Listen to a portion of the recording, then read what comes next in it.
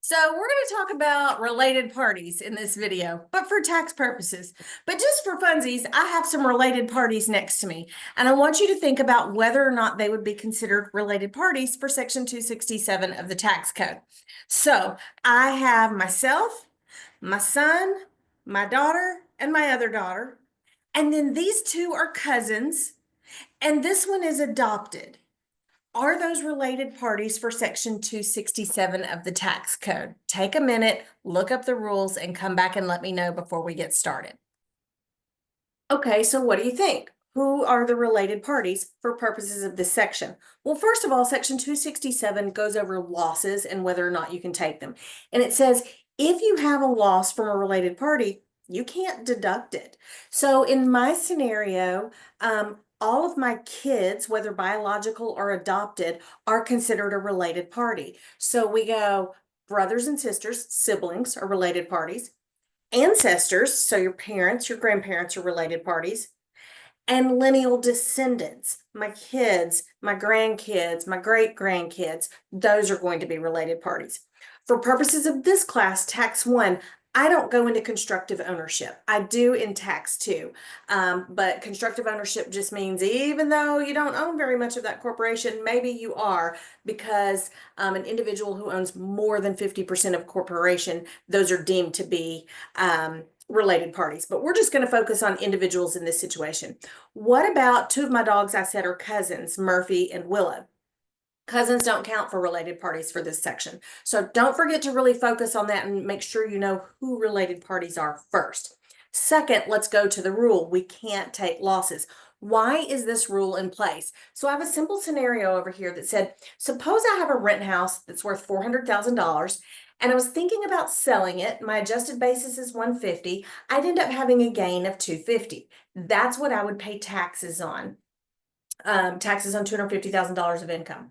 But suppose also I had a daughter that I want to give a house to. Got multiple rent houses and I'm just going to be a nice mom and I'm just wanting to give her a house. So I scheme this idea to say, I don't get any sort of tax benefit from giving my daughter a home. But what if I sell her this rent house for $1,000? My adjusted basis is still the same, it's 150, and now I really have a $149,000 loss. Remember, I was going to buy her a house anyway.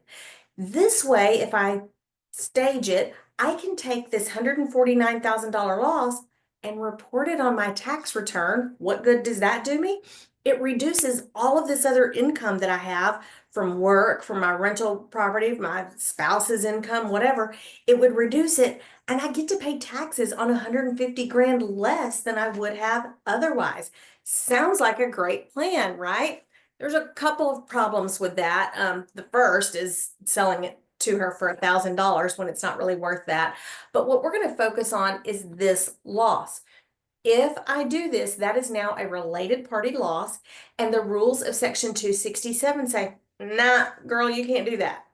All right, so then never ever can I? Here is what Congress gave us to make up for that. Never ever can I, but they might give the daughter or the related party a benefit later on if they sell it to a non-related party. So I have Sam and his dad here. Sam purchased land from his dad for $10,000 and his dad's basis in the land was 15. So let's look at dad's point of view right now. What is dad's realized loss?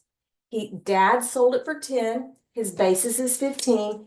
Dad really, that's what I think of with realized, really has a loss of 5,000.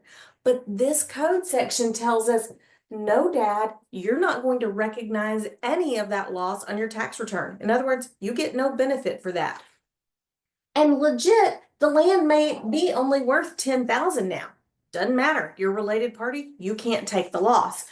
Okay, so what does the code do to make up for that? Well, they don't do anything to the dad to make up for it, but they do say, okay, Sam, later on, if you sell the property, we're going to let you use this loss we didn't let your dad take and help it, let it reduce any gain you have, but it cannot throw you into a loss. So here's three different examples. Later on, Sam is going to sell this very same land to a non-related related party, so those loss rules won't apply to him.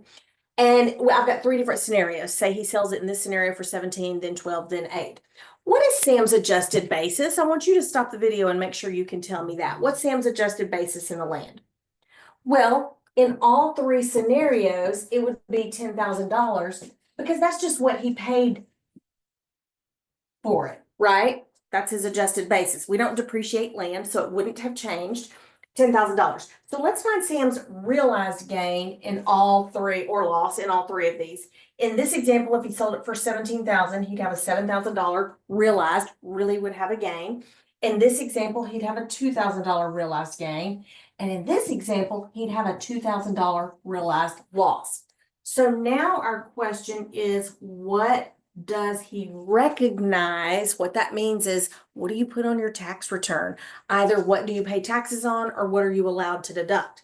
Okay, in this example, Congress has said, you may take this $5,000 loss we didn't let your dad take and let it gobble up this gain. Okay, so even though he's got a realized gain of $7,000, he's going to reduce it by 5 of his dad's loss, and he is only going to recognize or pay taxes on $2,000. Good for Sam. What about his dad? Sorry, bud, you don't get anything. Okay, look at this scenario. Same land, but now Sam sells it only for $12,000, so he has a $2,000 realized gain, excuse me. He gets to reduce this gain also. We're going to use dad's $5,000 loss here. But remember what I said? Said it can't throw you into a loss. So even though that looks like Sam might have a 3,000 recognized loss, we just stopped at 0. Did it help Sam? Yes, it ate up 2,000 of the gain he was going to have to pay taxes on. But what about the other 3,000 we never used? Gone forever. Third scenario, Sam really has a $2,000 loss already on his own.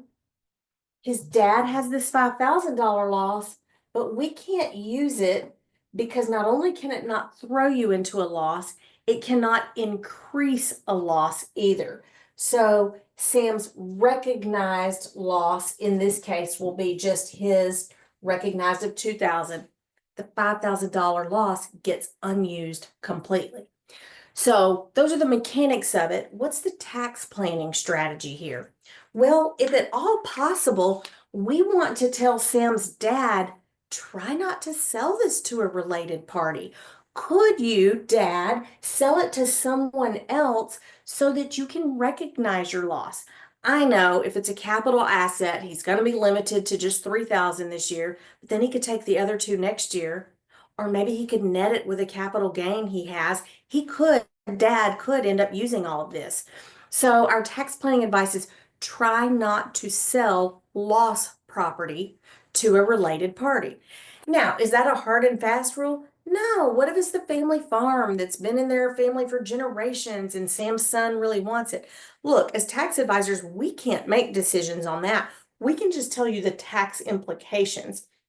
So if you're writing a client memo or answering a question on a test, your answer is the tax implications are that it would be better to sell the land to a non-related party, be able to recognize that loss, and then Sam could give, his kid some money or whatever he wanted to do to make it even. But what they do is really up to them because maybe they're okay with losing the ability to take this $5,000 loss forever because they want to keep the land in their family. All right, hope that helps.